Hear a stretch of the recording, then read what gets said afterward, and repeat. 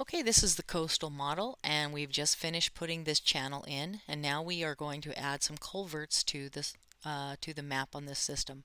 I've simplified this lesson, and we're only going to be doing culverts that will be south of the channel.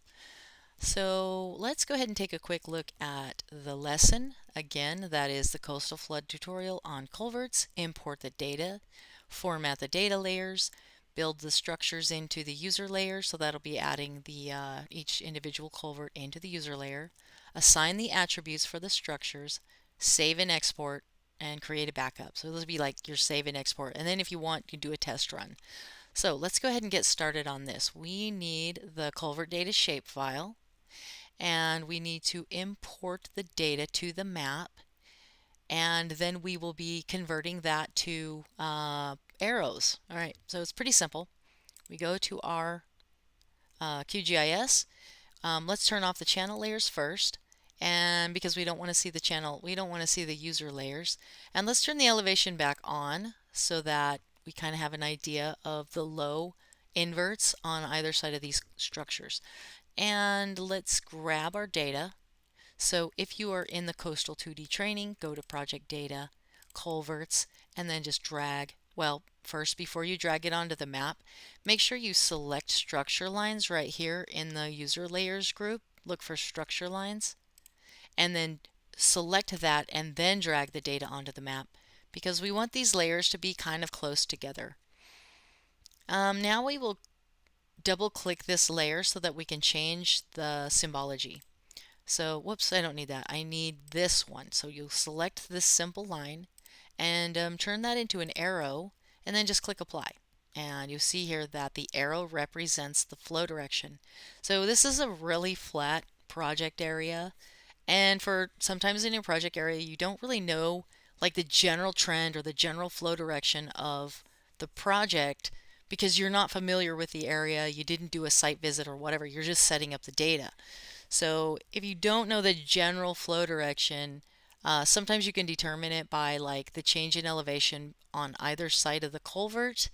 Sometimes you can use a polyline to see what's happening, to see if there's a local trend in, from this elevation to this elevation, but it's not always easy to know. So sometimes it's better just to assume a flow direction, like I can assume that the water is flowing toward the channel because this is the outlet down here.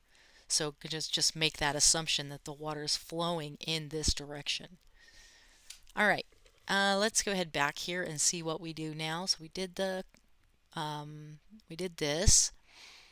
Build the structures into the user layers. Okay, so let's read this in note. On Flow2D, the culvert must be created from upstream to downstream. So that means the invert elevation should go from the higher elevation to the lower elevation when you're using the generalized culvert equation. It's possible to check elevations using the grid info tool. The grid elevation is used as the invert elevation of the culvert.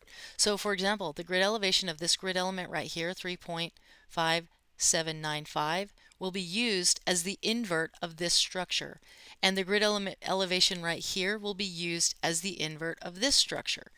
Now you could move. Now one of the things that you may have to do when you're setting up a structure is a grid element correction, and we'll probably show that in the live class, and we definitely demonstrate that over in the advanced lesson over here. But I think for the video we'll probably just show you how to look at that data. Now use the structure editor to add the new structure. So we'll collapse the widget and open the structure editor and then click on this new line. Right? Let's see what else. Let's just do it all now. Then the digitizing process is to locate the culvert. We're going to start with CU15, and then you will click the south side and then click the north side, making sure to click a left bank, and then right click to finish the line, and then save the structure. Okay, let's see. Important note. Okay, let's read that when we come back. Let's read that when we do it. So first of all, I forgot to turn on the labels for these. So first of all, let's come back here and set the labels to structure name. And then we'll zoom in on this guy right here, which is CU15. And then we will start this process. So we already have everything collapsed. So we open the structure editor, click add a structure, And then if you want to use your snapping tool, that's fine, but you just kind of want to get close.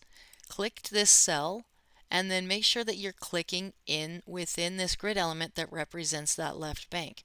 So we click that and then we right click and then there's nothing to enter here. We just click OK. And once you save, that will add that structure to the map. And now we're going to do that to the rest of the structure. So if you wanted to continue doing that, you would just leave this editor open and you would come over here and you would finish these other 4 structures. Or you can do it a little bit faster if you select this layer and then you select these 4 structures. You can copy those with a Control-C on the keyboard, and then you can go to the structure line and you can click Edit here, or you can click this button, Add a Structure here, and that is going to activate the structure lines. So then if I'm on structure lines and I Control V, you'll see that I've been able to paste those 4 layers into my structure lines. So they don't exist anymore. Okay, well, I mean they exist. I just made them. See, now we've turned them into the official structure layers. And then we hit the save button over here. That's important. Hit the save button here. And now you see that we have, in addition to Cocoa 1 and Cocoa 2 weirs, we have 1, 2, 3, 4, 5 structures or 5 culverts. Now we need to set up some of the data for this. So let's go back here. Let's see, use the widget to save the button. Yeah, it says that to use the widget to save the button because it kind of fills out this table. We did the copy process. We showed both methods, one the digitize method and 2 the copy method. Those are 2 different ways. And of course, you don't typically have these nice little polylines. So you honestly would typically be building these directly into the the structures layer. This one right here. You would normally be building that directly into the structures layer. Now, what we need to do as we click the Save button is assign the structure attributes. So that will be coming into and selecting a structure and then clicking the center button, and then that should zoom your structure to that part of the map. And then just start filling out the data for these structures. So we have 2 tables. One is the table that goes on the widget, and one is the table that goes on the culvert table. So we'll show you how to do this. So you come back here and you select you click center, and then you select a structure, and then you zoom to the structure. And I turned those off. I gotta turn those back on. You see that that one is CU15, so we'll name it CU15. And that goes from a floodplain to a channel, and it will be a culvert equation. And then the rest of the information for CU15 will come from this table. So floodplain to channel, culvert equation, reduce discharge and allow upstream flow, and then the length is 168 and the diameter is 6. All right, so let's put those in before we forget them. 168 and the diameter is 6. And I don't worry about those minor decimals, 0.1 or whatever, because it's just not necessary. Then this one goes to reduce discharge. Now what this means is that we can have flow in both directions, but there's going to be a submergence control based on how much water is on the downstream side of the culvert. Now we need to fill in these 1, 2, 3, 4 right here. And I think these are all the same except for the Q base. So they are all type 1, that means that it's a box culvert. And the entrance type is 3, that means, let's see, entrance type 3 means that it is a wing wall flare 0 degrees. So really probably some of those entrance types could be 2, that they have a bit of a 1 or 2, they have a bit of flare. So they don't necessarily all have 0 degrees wing wall flare. And you can usually tell that from like the picture or the aerial or something like that. Okay, so the type is 1 for box. The entrance type is 1, 2, or 3. This one is wing wall 70 to 30. This one is 2 is wing wall 90 something to 90, and 3 is 0 wing wall degrees. So kind of like 0 flare. So it's telling us to use 3 for all of them. The culvert end value was 0.012. The K was 0.5, and the Q base, you got to go back to the table because those will all be changing. Okay, so the Q base for 15 is 1, 2, 3. 1, 2, 3 is 7. Okay. And according to the data, there's only one barrel. I kind of tend to not believe that, but for now, we'll just put one barrel on all of these. And if you don't put anything in molt barrels, I think it's going to default it to 1 anyway. Okay, let's go back to the next one. The next one is CU9. And that is floodplain to floodplain. See, because there's not, I know that it's connecting to a little channel, but that channel is not being set up as a flow 2D channel, so we're just going to do floodplain to floodplain on this one. And we'll do a rating, or culvert equation, and set that to reduce discharge but allow flow in both directions. And then we get the rest of the, well, we know these, right? These are all the same. 1, 3, 0.012, 0.5, and then we just need the Q base and the length and height. Okay, so that was 9. So that is 144, let's just say 145, 8, 145, 8, 10, 145, 8, 10. Okay, so that's 145, 8, and 10. Okay, and we go to the next one. So, same floodplain to floodplain, generalized equation, allow flow in both directions. 1, 3, 0.1, 0.12, 0.5, and then we just, oh, I forgot to do the molt barrels, I think, on the last one. Let's go back and let's name that one. Wait, did we not? Hang on. Did we not name that? I thought we named that CU10. Okay, good. Okay, and now we need the Q base.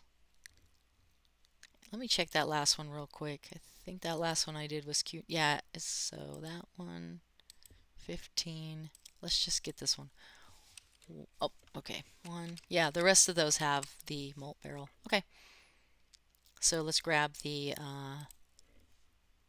10 is 144, 6, 11. 144, 6, 11. Okay. That's the height, and this is the base. Okay. And the next one is CU25. And floodplain to floodplain, culvert equation, reduce discharge. 1, 3, 0.012, 0.5, 1, and that one is CU25. Okay, so we've got 73, 6, 73, 6, and 6. Okay, 73, 6, and 6. Okay. And the last one is CU40. So there was probably 80 or so culverts on this original project. That's why they are numbered from 1 to N, CU1 to CU80, or however many there were on the original project. Culvert equation, allow upstream flow, and 1, 3, 0.012, 0.5, 1, and then we go, that is 40. So for 40 we have 95, 6, and 11. 95, 6, and 11.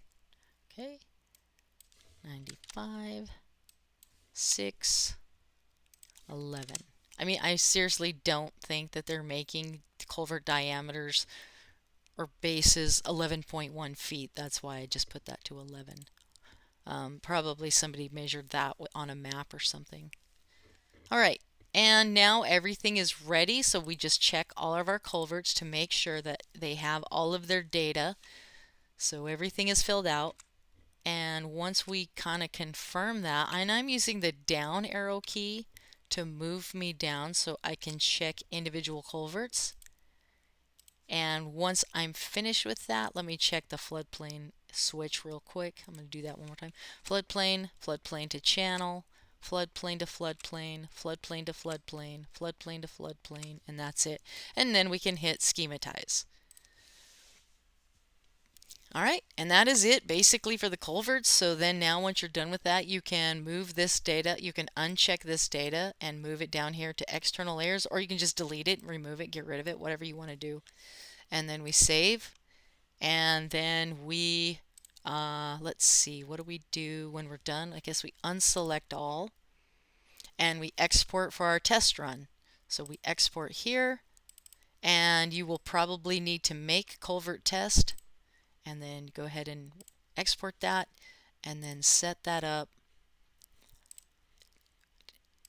to do your test run. I don't run the whole thing, I just run it until it gets started. As long as it gets started correctly, then you haven't made any mistakes. You can just shut it down, because this one takes a little bit too long to run, to let it run the whole way. We'll run it after we set the storm drain. Okay, so yeah, now you can see it's running. I'll just shut it down. And I will shut down QGIS. Make sure that you save it, close it, and then of course we will be making the backup. So the final thing that you do is you make a backup. Right click, and let's see, I'm gonna do that to that one. I just shut the project down the rest of the way. And now we call this culverts complete. I'm trying to follow the backups. I'm trying to follow kind of the format of the lesson. So I have a create grid complete, hydrology complete, boundary condition complete. I've got multiple channel completes because when I'm making channels, I try to make as many backups as possible so that if I get stuck or need to redo something, I can just get back to the data really quickly. And now the next step will be moving on to the storm drain lesson. So let's go ahead and shut this video down here.